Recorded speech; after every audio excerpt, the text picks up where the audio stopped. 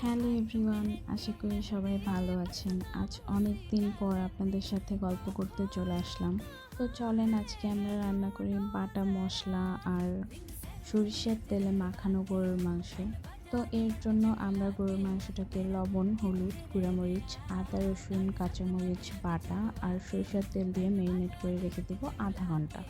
এরপর কড়াইতে দিয়ে দিব সরিষার তেল, তারপরে দিয়ে দিব গোটা গরম মশলা, তারপরে দিয়ে দিব পেঁয়াজ কুচি।